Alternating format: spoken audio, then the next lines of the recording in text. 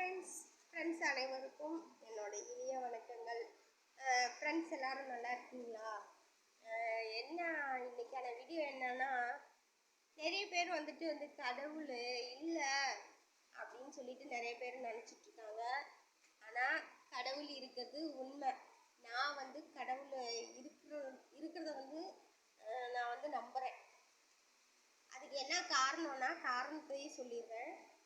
இப்போ அக்னி வெயில் ஆரம்பிச்சப்ப எவ்வளோ வெயில்னா அது எப்படின்னா, நிறைய பேத்துக்கு கை காலில் உடம்பு ஃபுல்லாக கொப்பளம், வெயிலோட தாக்கத்தினால கொப்பளம் போட்டுட்டு வேர்க்கூர் வந்துக்கிட்டு அப்படி நிறைய பேர் ரொம்ப சிரமப்பட்டுக்கிட்டு இருந்தாங்க.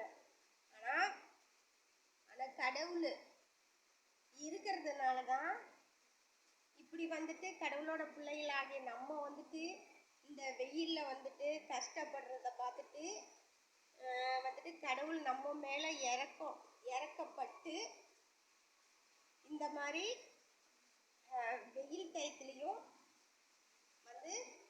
நல்ல, அதாவது எப்படின்னா, ஒரு அக்னி நட்சத்திர டயத்தில் போன டைம் கூட இந்த அக்னி நட்சத்திரம் ஆரம்பித்த போன டைம் கூட இந்த அளவுக்குலாம் மழை பெய்யலைங்க. ஆனால் இந்த ட்ரிப்பு நம்ம வேணான்னு சொல்கிற அளவுக்கு அந்த அளவுக்கு மழை பெஞ்சிக்கிட்டு இருக்கு. அதனால் நான் கடவுள் இருக்கிறாருங்கிறத நான் முழுசாக நம்புகிறேன்.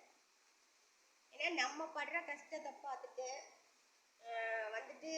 கடவுள் நம்ம மேலே இறக்கப்பட்டுட்டு நம்ம பிள்ளைங்க இப்படி வெயிலில் ரொம்ப சிரமப்படுறாங்களேன்னு நினச்சிட்டு கடவுள் தான் நம்ம மேலே கருணை காட்டி அந்த அக்னி நட்சத்திரத்தோட தாக்கம் நம்மளை பாதிக்காமல் இருக்கிறதுக்காக கடவுள் நம்ம மேலே இறக்கப்பட்டு இப்போ மழை பெஞ்சிக்கிட்டு இருக்கு.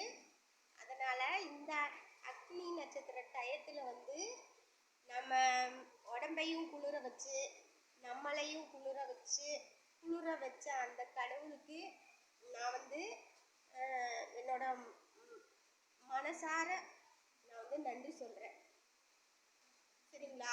அடுத்து நிறைய பக்கம் இந்த வெயில் டைம்னால நிறைய பக்கத்து தண்ணி பிரச்சனை தான் பெரும் பிரச்சனை இந்த வெயில் டைம் வந்தாலே. ஆனால் இந்த டைம் அந்த தண்ணி பிரச்சனை அந்த அளவுக்கு இல்லை. காரணம் மழை பெஞ்சிருக்கனால பூமி குளிர்ந்து நம்மளுக்கு தேவையான அளவு தண்ணி பற்றாக்குறை இல்லாத அளவுக்கு பூமியும் குளிர்ந்து இந்த டயத்தில் நம்மளுக்கு தேவையான அளவு தண்ணீர் நம்மளுக்கு கிடைச்சிக்கிட்டு இருக்கு. அப்படி இருக்கு. சரிங்களா? இதான் கடவுளோட பவர்னு நான் சொல்கிறது. நீங்கள் நம்புறீங்களோ நம்பலையோ நானே இப்போ போன வாரத்திலேயே வெயில்னால வீட்டுக்குள்ளே இருந்தால் அப்படியே வேர்த்து ஊற்றுங்க. அந்த அளவுக்கு வேர்த்து ஊற்றுட்டு வேர்க்கூர் அப்படியே உடம்பெல்லாம் பிச்சுக்கிட்டு, எனக்குன்னு இல்லை எல்லாருக்குமே இருக்கும், குழந்தைங்களுக்கு எல்லாருக்குமே இந்த வெயில்னால நிறைய பேர்த்துக்கு அம்மை எல்லாம் போட்டு அந்த மாதிரி நிறைய இந்த வெயிலோட தாக்கத்தினால நிறைய ப்ராப்ளம்லாம் வந்திருக்கு. சரிங்களா? நான் அப்போ கூட சாமிகிட்ட வேண்டிட்டேன், இவ்வளோ வெயில் அடிக்குது, உனக்கு கருணை இல்லையா, இந்த பூமியை குளிர வைக்கக்கூடாதா அப்படின்னு சொல்லி நான் மனசார கடவுளை வேண்டிட்டேன். என்னோட வேண்டுதலை கடவுள் கண்டிப்பாக கேட்டிருக்காரு. அதனால தான் ஏதோ ரொம்ப அந்த வெயிலோட தாக்கத்துலேருந்து ஓரளவு நம்மளை கடவுள் காப்பாற்றிட்டு இருக்காரு. அதனால் அப்படி இருக்கிற கடவுளை நீங்கள் எவ்வளோ வேலை இருந்தாலும் சரி, ஒரு 2 செகண்டு அவருக்காக நீங்கள் டைம் ஒதுக்கி அவரை நீங்கள் மனசார நினச்சி அவரை நீங்கள் கையெடுங்க. அவங்க உங்களுக்கு நல்லதை தான் விடுவாங்க. சரிங்களா?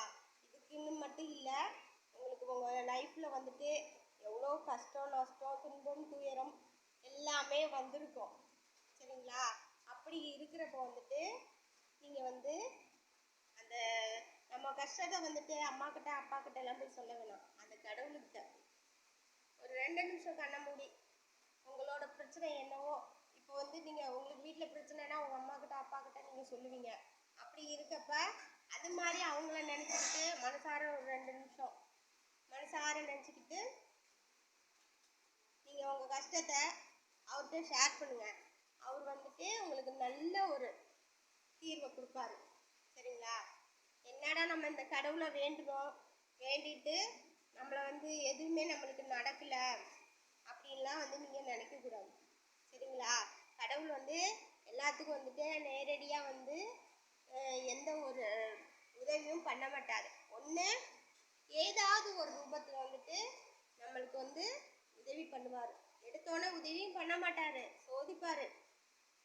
சோதிச்சுட்டு தான் சோதனைன்னா அந்த அளவுக்கு ஹை லெவலில் சோதனை பண்ணுவார். சோதனை பண்ணி கஷ்டத்தை கொடுத்துட்டு தான் கடைசி டயத்தில் நம்மளுக்கு வந்து சந்தோஷத்தை கொடுப்பாரு. சரிங்களா? அந்த மாதிரி தான் இந்த வெயிலும். நம்மளுக்கு எவ்வளோ வெயிலோட தாக்கத்தினால வீட்டுக்குள்ளே படுக்க முடியாமல், கொஞ்சம் கூட காற்று இல்லாமல் அப்படி வந்துட்டு நம்ம சிரமப்பட்டுட்டு இருந்தோம். அப்போ வந்து இதுவும் வந்து கடவுளோட சோதனை தான். சரிங்களா? நம்மளை வந்து ஃபஸ்ட்டு கஷ்டத்தை கொடுத்துட்டு அடுத்தது சந்தோஷத்தை கொடுக்குறாரு. அப்படி தான் கடவுள் இருப்பார்.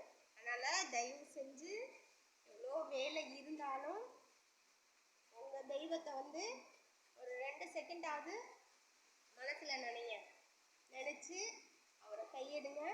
உங்களுக்கு நல்லதே நடக்கும். எதுக்கு நான் சொல்கிறேன்னா, அதை வந்துட்டு இப்போ ஒரு அனுபவம், என்னோட அனுபவத்தை வந்துட்டு லைட்டாக ஃப்ரெண்ட்ஸ் ஆகிய உங்ககிட்ட வந்துட்டு நான் ஷேர் பண்ணலான்னு தான் இதை வந்து ஒரு வீடியோவாக போட்டிருக்கேன். அதனால் முடிஞ்ச வரைக்கும் கடவுளை கொஞ்சம் மனசில் நினைங்க.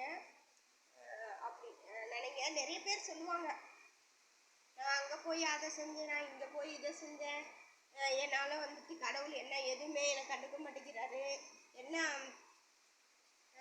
எனக்கு பணத்தில் பண கஷ்டமாக இருக்குது, நான் ரொம்ப கடனில் இருக்கேன் அப்படின்னு நிறைய பேர் நினைப்பாங்க. கடவுள் தான் வந்து நம்மளுக்கு உதவி பண்ண போகிறாரா, நம்ம கஷ்டப்பட்டாதான் நம்மளுக்கு காசு பணம் அப்படின்னு நிறைய பேர் நினைப்பாங்க. அப்படியெல்லாம் நீங்கள் நினைக்கக்கூடாது. அது வந்து தப்பான இது. சரிங்களா? கடவுள் இருக்காரு. கடவுள் முதல்ல கஷ்டத்தை கொடுப்பாரு. கஷ்டத்தை கொடுத்துட்டா 10 மடங்கு சந்தோஷத்தை நம்மளுக்கு கொடுப்பாரு. சரிங்களா? லைஃப்னா கஷ்டம் நஷ்டம் இன்பம் துன்பம் இதெல்லாம் கலந்து இருந்தால் தாங்க லைஃபு. அப்போ தான் லைஃபு நல்லா இருக்கும். இதை முதல்ல நீங்கள் நல்லா தெரிஞ்சுக்கோங்க. சரிங்களா?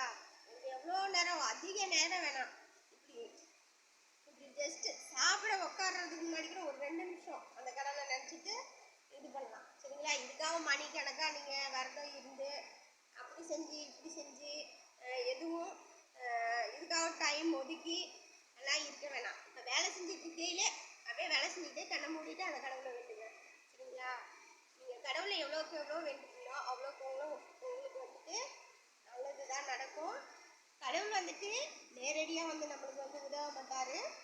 ஏதாவது ஒரு ரூபத்தில் வந்துட்டு உங்களோட கஷ்டத்தை வந்து கண்டிப்பாக தீர்த்து வைப்பார்.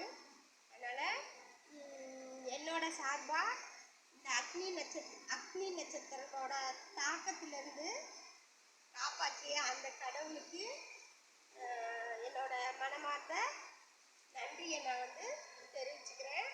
ஏன்னா இப்போ 2-3 நாளாக செம்ம மழைங்க. மழைனா மழை, அப்படி மழை. போன வருஷம் கூட இந்த மாதிரி எல்லாம் மழை பெய்யல. போன வருஷம் என்ன மழை டயத்தில் கூட இந்த மழை பெய்யல. ஆனால் இப்போ இந்த கோடை வெயில் வந்து ஏதோ ஓரளவு பரவாயில்ல. அந்த கோடை வெயில அந்த கோடை மழையை கொடுத்த அந்த கடவுளுக்கு என்னோட மனமார்ந்த நன்றியை நான் தெரிவிச்சுக்கிறேன். இதை என்னோட சந்தோஷத்தை வந்துட்டு ஃப்ரெண்ட்ஸ் ஆகிய உங்ககிட்ட வந்துட்டு நான் ஷேர் பண்ணிக்கலான்னு தான் இந்த ஒரு வீடியோவாக நான் போட்டிருக்கேன். நான் சொன்ன கருத்து உங்களுக்கு பிடிச்சிருந்தால் என்னோட வீடியோவை ஷேர் பண்ணுங்கள், சப்ஸ்கிரைப் பண்ணுங்கள், முடிஞ்சா கமெண்ட் பண்ணுங்கள். தேங்க்யூ.